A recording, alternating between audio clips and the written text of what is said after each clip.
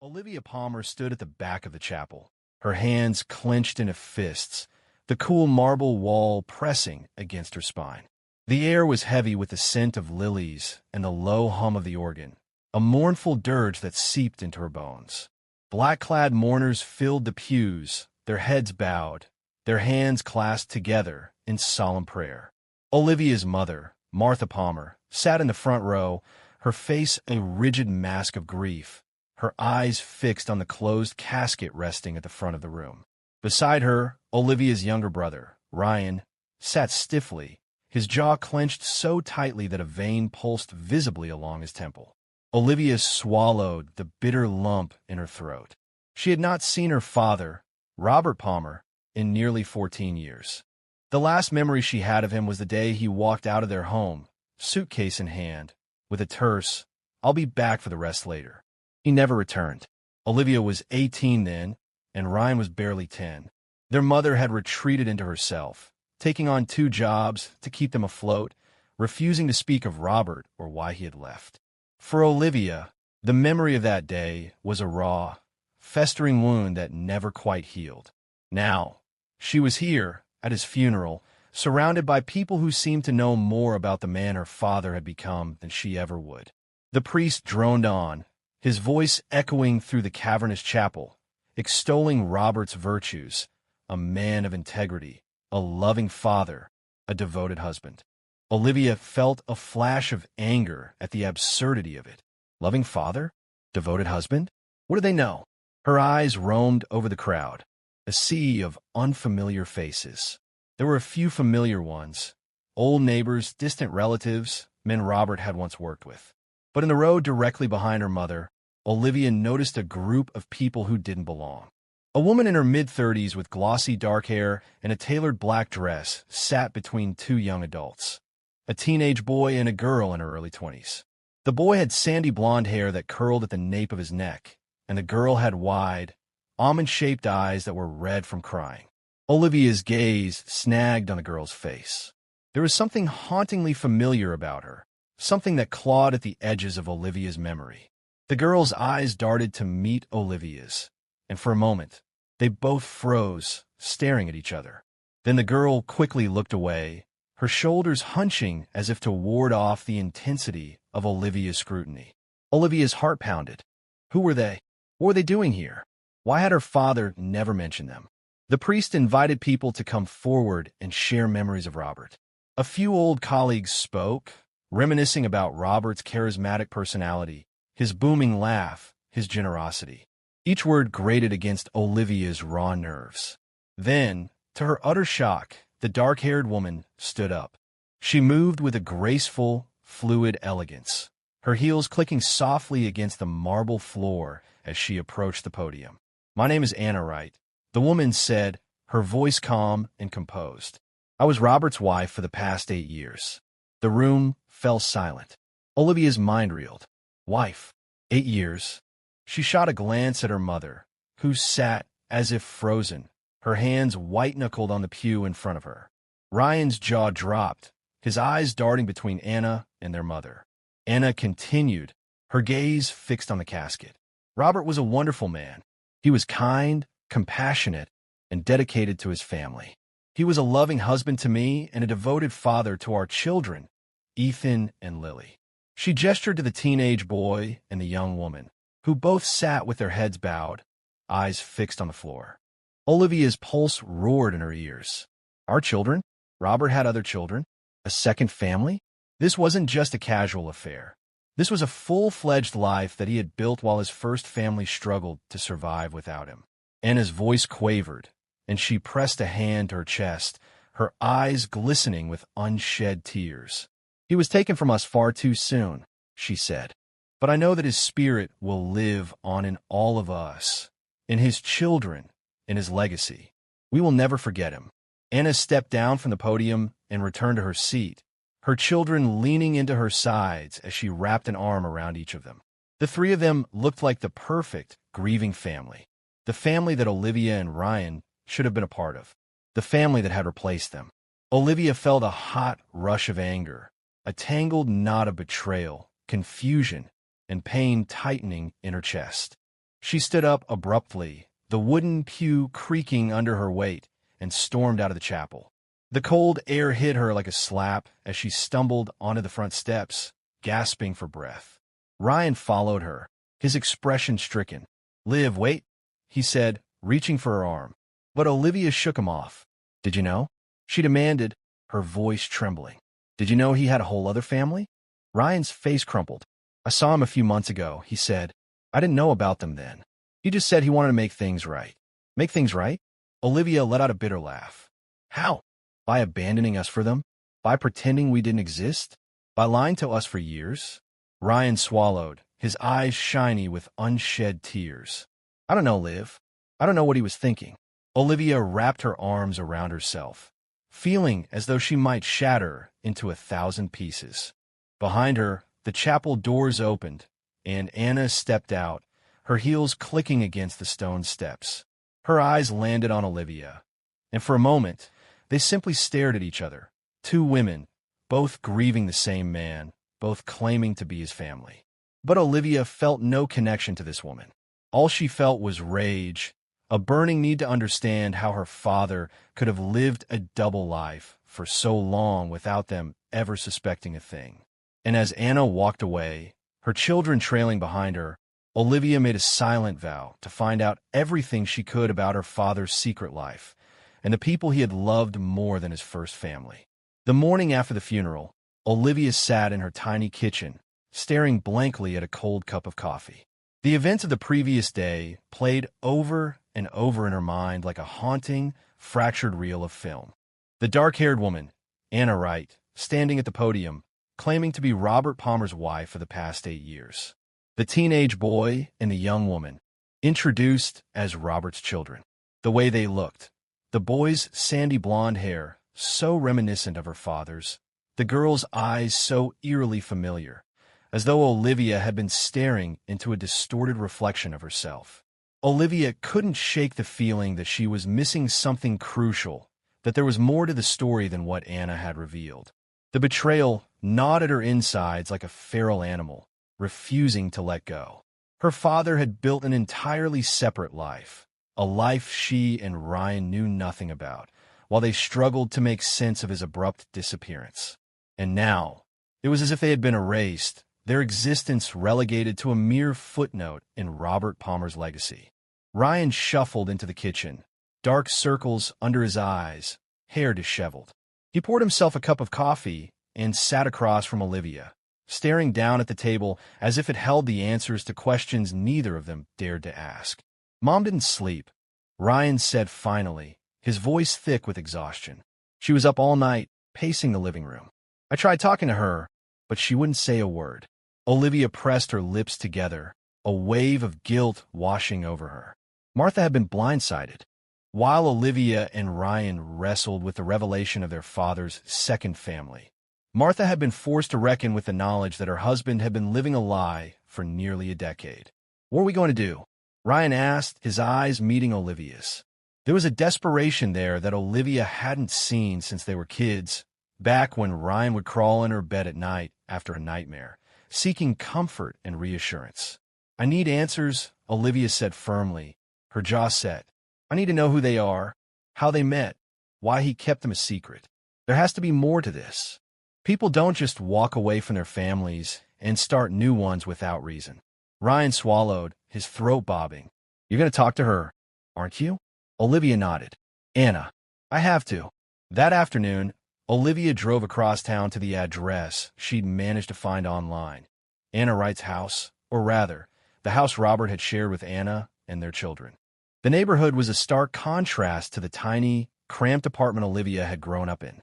The houses were sprawling and modern, with manicured lawns and gleaming cars parked in the driveways. Olivia's jaw clenched as she pulled up to the curb, the disparity between the two worlds almost too much to bear. The house itself was a 2-story colonial with white shutters and a brick facade. The lawn was perfectly manicured, the flower beds meticulously arranged with bright pops of color. Olivia sat in her car for a long moment, staring at the front door, steeling herself.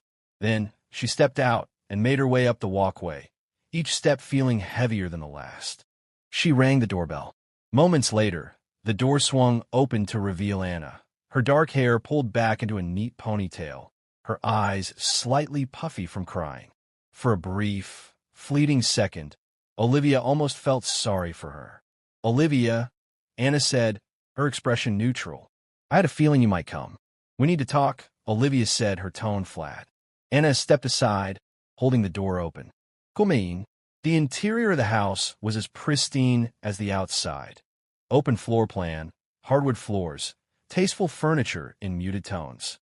Family photos lined the walls. Robert with Anna and their children, smiling and happy. The perfect picture of domestic bliss. Olivia's stomach churned. There were no pictures of Olivia or Ryan. No evidence that they had ever existed in Robert's world. Anna led Olivia into the kitchen, where a glass of wine sat on the counter, half drunk. Anna gestured to a chair at the kitchen island. "Can I get you something? Coffee?" "Yeah, I don't want anything," Olivia said, her eyes hard. "I just want the truth." Anna took a deep breath, her fingers drumming against the granite countertop. "I suppose that's fair." "How long?" Olivia demanded, leaning forward. "How long have you known about us?" "About me and Ryan? About our mother?" Anna's eyes flickered, guilt flashing across her face. "Since the beginning," she said softly. "Robert told me about you the day we met." Olivia's fists clenched. "And you were okay with that? You were okay with being the other woman?" Anna flinched, her face crumpling. "I wasn't the other woman, Olivia. By the time Robert and I met, he was already living separately from your mother. He told me he was getting a divorce." Olivia scoffed. "Divorce? He never filed for divorce. My mother never saw a single document." Anna looked away, her jaw tightening. "I know that now," she said, her voice breaking. "But back then, he told me he was just waiting for the right time to finalize everything. He said he wanted to make sure you and Ryan were taken care of first." Olivia felt her chest tighten. "Taken care of? You call abandoning us and leaving my mother to work 2 jobs to keep a roof over our heads being taken care of?" Anna's eyes filled with tears. "I'm so sorry, Olivia. I had no idea things were that bad. Robert, he always made it sound like you were doing fine, that your mother was strong and independent, that she didn't want his help. That's because he never offered any." Olivia snapped, her nails digging into her palms. "He left us with nothing and started a whole new life with you." "Why?" Anna swallowed, tears streaming down her cheeks. "Because he felt trapped," she whispered. "He said he was suffocating, that he couldn't breathe in that house. He told me that he felt like he was drowning in a life he never wanted." Olivia recoiled as if struck. "A life he never wanted?" She repeated, her voice hollow. "We were his life. We were his children." Anna sobbed, pressing a hand to her mouth. "I know, and I'm not excusing what he did. But Robert, he wasn't the man you thought he was. He wasn't the man I thought he was, either." "What do you mean?" Anna hesitated, her eyes darting to the hallway. "There's someone you need to talk to," she said finally. "Someone who can explain things better than I can." Before Olivia could respond, a woman stepped into the kitchen, middle-aged, with sharp eyes and a no-nonsense expression. Olivia recognized her instantly. Lillian, the woman from the funeral, the one who had claimed to be Robert's legal advisor. "Olivia," Lillian said, her voice crisp. "I was hoping we'd get a chance to talk." Olivia narrowed her eyes. "What the hell is going on?" Lillian's expression remained impassive. "I have some information that might help you understand what Robert was involved in," she said. "But you're not going to like it." Olivia's pulse quickened, dread pooling in her stomach. "What did he do?" Lillian exchanged a glance with Anna, who looked away, shame coloring her cheeks. Then Lillian fixed her gaze on Olivia, her eyes steely. "Your father wasn't the man you thought he was," Lillian said, "and he was hiding much more than just a second family." The air inside Lillian's office was stifling, the blinds drawn against the afternoon sun, casting slanted shadows across the mahogany desk. Olivia sat rigidly in the chair, her hands gripping the armrests so tightly that her knuckles were white. Beside her, Ryan sat slumped forward, his elbows on his knees, head hanging low. Across from them sat Martha, Olivia's mother, her face a ghostly mask of grief and disbelief. Anna and her children, Ethan and Lily, sat on the opposite side of the room. Ethan fidgeted with the hem of his shirt, his eyes darting nervously around the room, while Lily sat perfectly still, her face a stony mask, her jaw set and unyielding. Anna's gaze remained fixed on her lap, her fingers twisting around a tissue that had long since been soaked with her tears. Lillian sat behind her imposing desk, a stack of legal documents in front of her, her sharp eyes scanning the room. The tension was palpable, a thick, suffocating weight that pressed down on them all, binding them together in shared resentment and grief. Olivia's heart hammered against her ribcage, her mind swirling with questions that had no answers. What could her father possibly have written in his will? What more secrets were waiting to be unearthed? Lillian cleared her throat, her voice breaking the silence like a whip crack. "Thank you all for being here today," she said, her tone clipped and professional. "As you know, we are here to go over Robert Palmer's last will and testament, as well as other pertinent legal documents pertaining to his estate." Olivia felt her jaw tighten. Robert's estate. The words sounded foreign, like they belonged to a stranger. Robert Palmer, the man who had left them, abandoned them, and started a new life with another family, only to die and leave them with nothing but confusion and heartache. Lillian picked up the first document and adjusted her glasses. "I will begin by reading Robert Palmer's will, which was updated approximately 3 years ago. At that time, Robert made several significant changes to his original will, including the division of assets and the allocation of financial holdings." Olivia exchanged a glance with Ryan, who looked just as bewildered as she felt. What changes? Why would Robert have changed his will without informing them? Lillian began to read, her voice monotone and emotionless. "I, Robert William Palmer, being of sound mind and body, do hereby declare this to be my last will and testament. To my beloved wife, Anna Wright, I leave the entirety of our marital home, located at 243 Birchwood Lane, including all furnishings and personal effects therein." Olivia's jaw clenched. The house. The house Robert had purchased with Anna. The house that had been paid for with the money he should have used to support his first family. "To my children, Ethan and Lily Wright, I leave the sum of $200,000 each, to be held in a trust until they reach the age of 25. Additionally, they will inherit all proceeds from the sale of my investment properties, including the rental units located at 789 and 791 Elm Street." Olivia felt like she'd been punched in the gut. $200,000 each? Investment properties? Where had all this money come from? When her father had left, they had been drowning in debt, struggling to keep the lights on. Now he had enough to set up trusts for 2 children she'd never even known existed. Lillian continued, her voice unyielding. "To my first wife, Martha Palmer, I leave a sum of $10,000. Martha let out a soft, choked sound, her eyes filling with tears. $10,000. After years of marriage, after raising his children alone, after enduring his betrayal, that was all Robert thought she was worth?" Olivia reached over, gripping her mother's trembling hand, fury boiling beneath her skin. "To my son, Ryan Palmer, I leave the sum of $10,000, as well as my personal collection of rare books, located in the attic storage unit at 243 Birchwood Lane." Ryan's head snapped up, his expression a mix of confusion and disbelief. "Books?"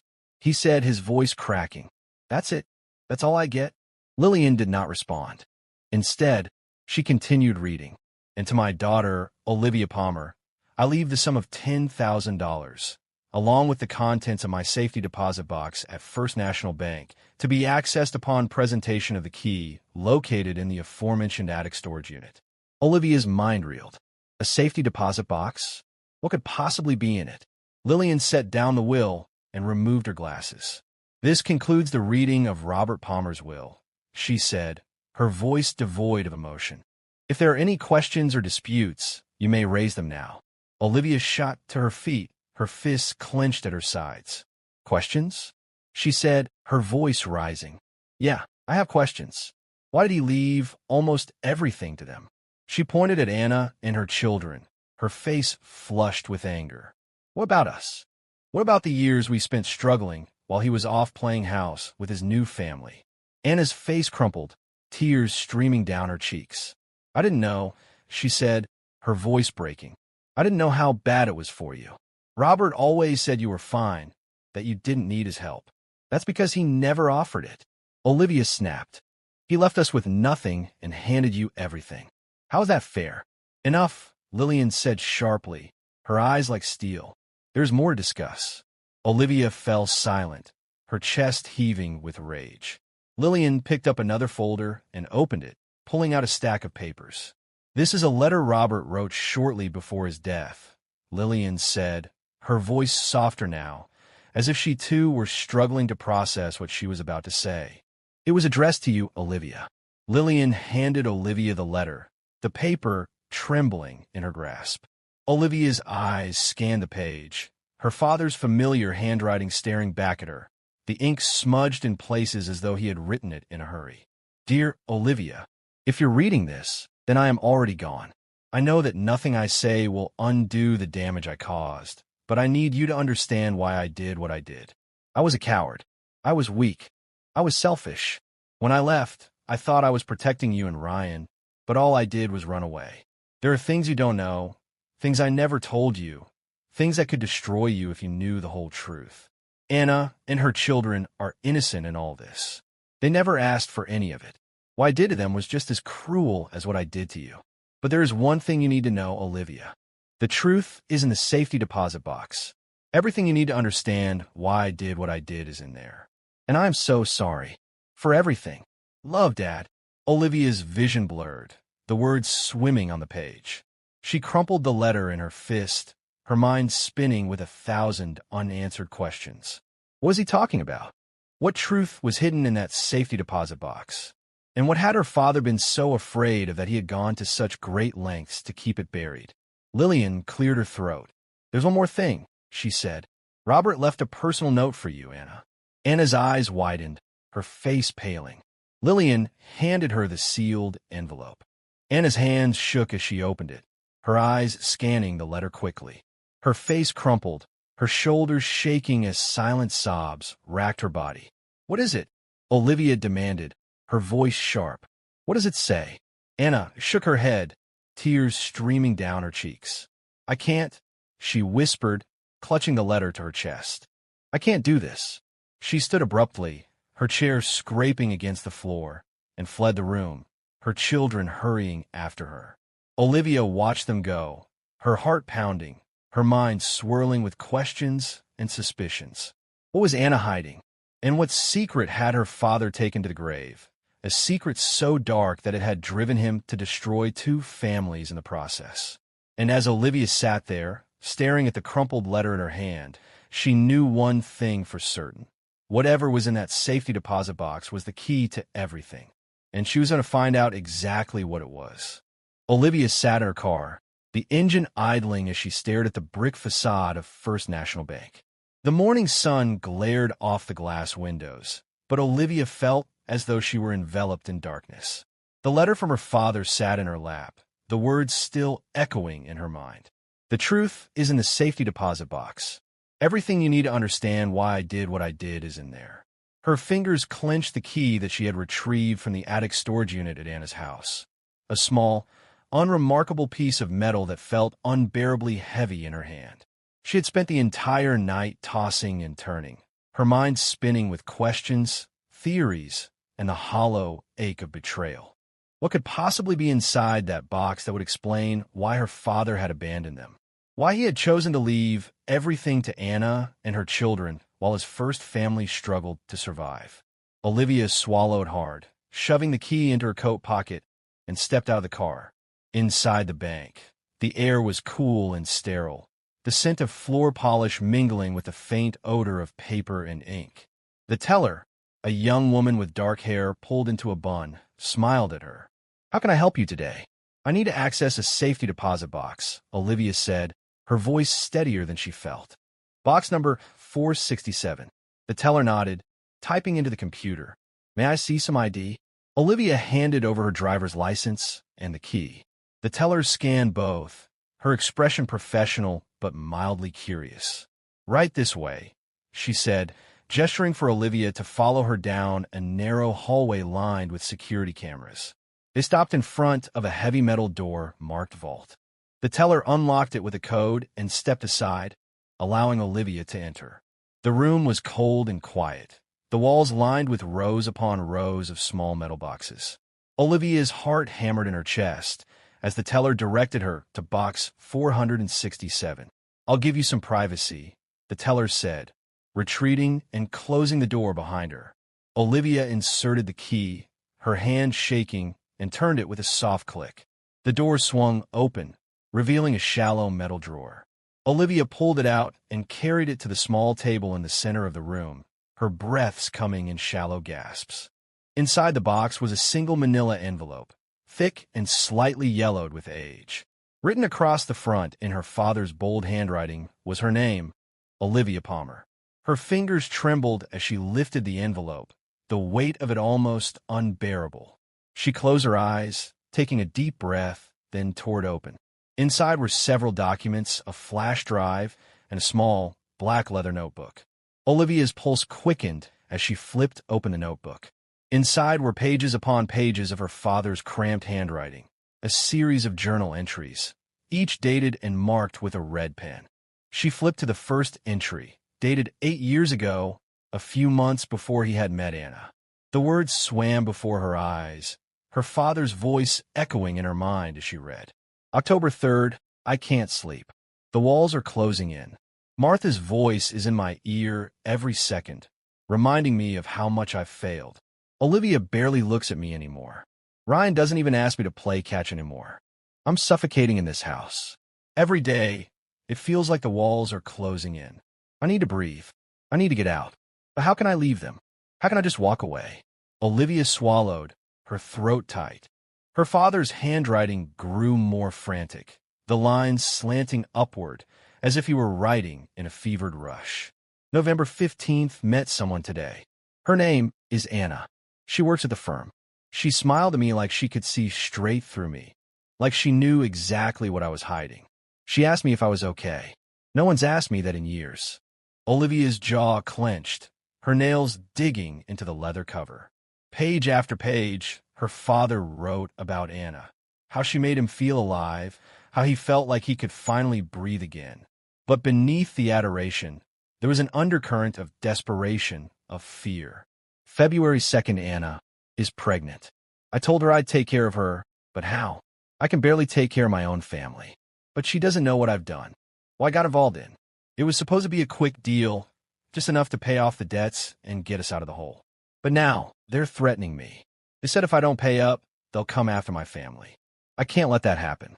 I have to protect them. All of them. Olivia's heart raced as she flipped to the next page. The writing was messy now. The ink smudged in places as though he had been shaking while writing. March 15th, they know about Anna. They said they'll hurt her if I don't pay up. But I can't tell her. She'd never forgive me. They said they want more money. Said they want me to run one more job for them. But if I do it, I might never come back. What have I done? God, what have I done? Olivia's stomach churned. The entries grew darker, more disjointed. Mentions of debts, of threats, of people who were watching him, following him. Then, the final entry. August 20th, they found out. Anna knows everything. She's been holding it over me for months, threatening to tell Olivia and Ryan unless I sign everything over to her and her kids. Said she'd ruin me, expose me to the authorities. Said she has proof. I don't know what to do. If I don't do as she says, I lose everything. If I do, Olivia and Ryan get nothing. I have to choose. God forgive me. Olivia's hands shook as she closed the notebook, her heart slamming against her ribcage. Anna had known everything. She had blackmailed Robert, forcing him to leave his assets to her and her children. And Robert had been too trapped, too terrified to fight back. Olivia reached for the flash drive, her fingers trembling. She pulled her laptop from her bag, plugged it in, and opened the files. There were audio recordings, phone calls between Robert and Anna. In one, Anna's voice was cold, unyielding. If you don't sign the papers, I'll go to the police. You think they won't believe me? You think they won't listen when I tell them what you did? Think of your kids, Robert. Do you really want them to find out what kind of man you are? Olivia's blood ran cold. Anna had been manipulating her father all along, using his crimes as leverage to take everything from him. And now, she was sitting in that house, the house that should have been Olivia's, pretending to be the grieving widow. Olivia closed the laptop, her jaw set. She stuffed the notebook, the flash drive, and the letter into her bag and strode out of the vault, her mind racing. She drove straight to Anna's house, her hands gripping the steering wheel so tightly that her knuckles ached. When Anna opened the door, her face paled at the sight of Olivia. "What are you doing here?" Olivia shoved the notebook into her hands. "You knew," she said, her voice shaking with fury. "You knew everything, and you blackmailed him. You took everything from us." Anna's face twisted with fear, then defiance. "You have no proof." Olivia smirked, pulling the flash drive from her pocket and holding it up. "Oh, but I do." Anna's eyes widened, her face crumpling. "Please, Olivia," she whispered, tears streaming down her face. "I did what I had to do. For my kids. You don't understand. You destroyed us," Olivia said, her voice cold. "And now, I'm going to make sure you pay for it." And as she walked away, the weight that had been crushing her for years finally began to lift. She was done being a victim. It was time to reclaim what was rightfully hers.